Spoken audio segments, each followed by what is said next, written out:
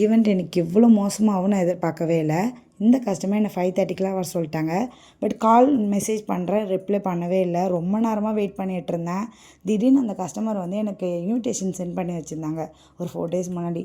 அதை வந்து திடீர்னு ஐடியா வந்து தான் அந்த லொக்கேஷனுக்கு நாங்கள் போயிருந்தோம். போயிட்டு பார்த்தா அது நான் ஏசி இப்போ டெக்கரேஷன் வேலை தான் நினச்சி எந்த பீப்புளுமே இல்லை.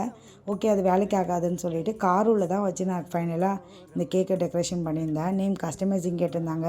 இந்த கேக்குக்கு மட்டும் நான் அவ்வளோ நோட்ஸ் போட்டிருந்தேன். இந்த கஸ்டமர் வந்து ஜங்கிள் டீம் கேட்டதுனால எல்லாமே ஸ்டிக்கரில் தான் ப்ளேஸ் பண்ணியிருந்தேன்.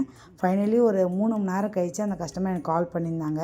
அதுக்கப்புறம் போய் மேலே போய் வச்சா அப்பயுமே அங்கே பீப்புள்ஸ் யாருமே இல்லை. ஓகேடா அப்படின்ட்டு நானும் ஃபோட்டோஸ் வீடியோஸ்லாம் எடுத்துட்டேன். ஸ்டாண்ட் வந்து ரெண்ட்டுக்கு எடுத்துகிட்டு வந்தேன்றதுனால 1 ஹவர் வெயிட் பண்ணி தான் அதை நான் பிக் பண்ணிக்கிட்டேன். ஃபைனல் அவுட்புட் இப்படி தான் இருந்துச்சு. உங்கள் ஈவெண்ட்டுக்கு இதை மாதிரி புக் பண்ணணும்னு வச்சிங்கன்னா மறக்காம ஸ்க்ரீனில் நம்பர் கொடுக்குறேன், புக் பண்ணிக்கோங்க. டாடா பாய், நெக்ஸ்ட் வீடியோவில் பார்க்கலாம்.